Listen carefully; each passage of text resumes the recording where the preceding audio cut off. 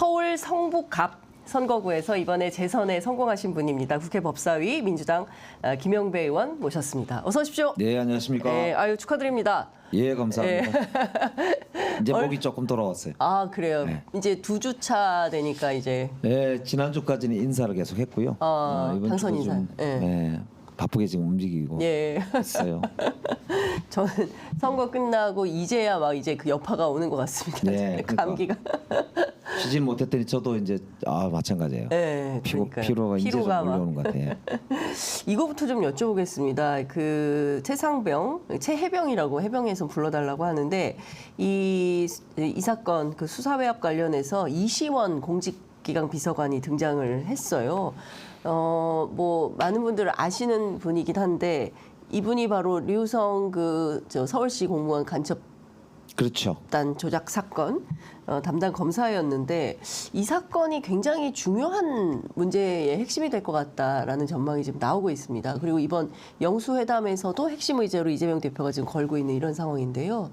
그 최해병 사건은 이게 윤석열 대통령실이 네, 우리나라 그러니까 대한민국을 지키다가 해병이 순직했는데 네, 대통령실이 개입을 해서 그 사건의 진실을 은폐하고 조작하지 않았느냐. 예, 특히 대통령을 비롯해서 대통령 주변에 있는 핵심 고위공직자 관련된 거 아니냐라고 예. 하는 의혹이 그동안 계속 제기됐단 있었죠. 말이에요. 예.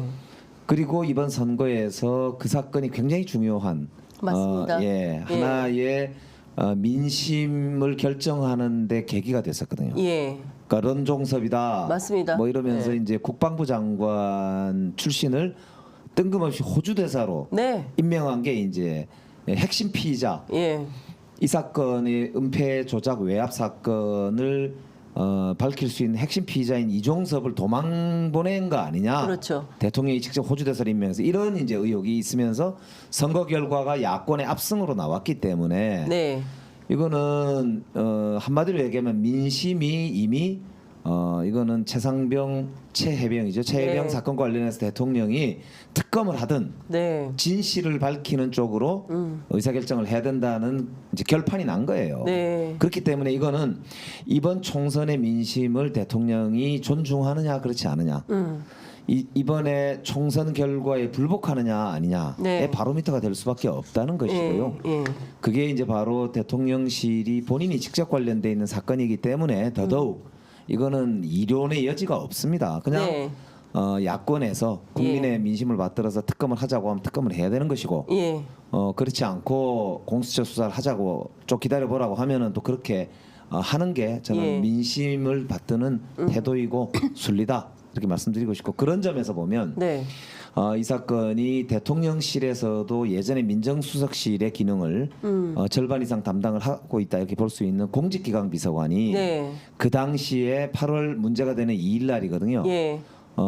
이제 소위 경찰로 이첩합? 이 사건이 이첩된 직후에 네. 그 사건을 다시 서류를 이제 네. 회수해 오는 그렇죠. 과정에서 대통령실의 이제 네. 측근이라고 할 수 있는 검사 출신의 예.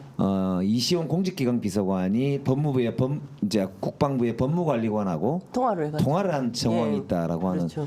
이 사실관계 여부가 이 사건에서는 정말 굉장히 핵심적인 문제가 될 수 있는 거죠. 그러니까 요거는 굉장히 위중한 예.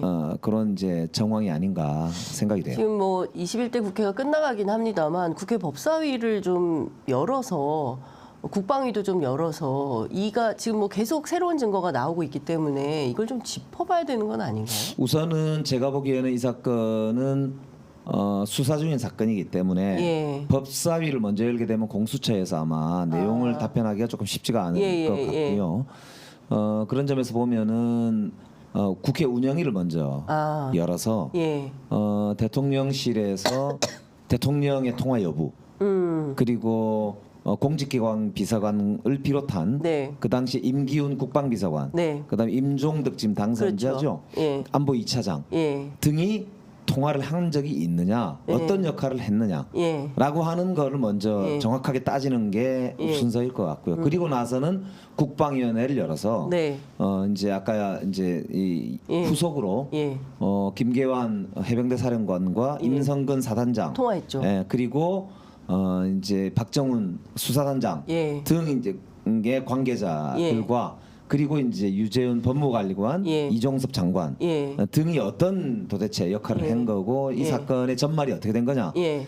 국회 운영위에서는 대통령실에서 이렇게 답변하던데 네. 어떠냐? 예. 이걸 이제 확인하는 과정을 예. 거치고 그리고는 이제 공수처의 수사 결과를 조금 뭐 보자는 쪽도 있지만 네.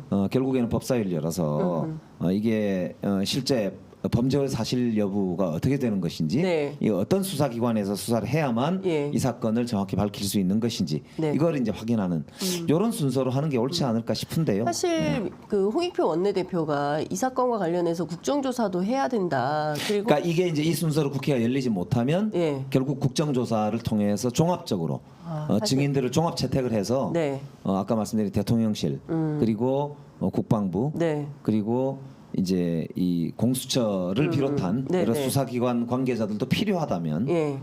이제 조사를 할 필요가 있지 않을까. 그래서 국정조사가 그렇게 되면 네. 불가피해질 수 있겠구나 싶네요. 그렇군요.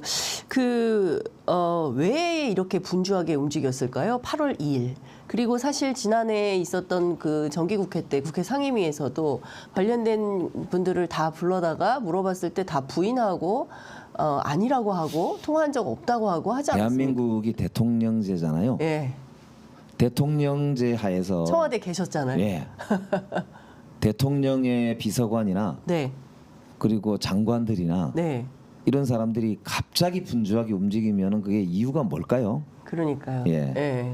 그러니까 이거는 이유는 하나죠. 제 경험상으로는 예. 대통령이나 예. 대통령하고 아주 직결된 사람이거나 예.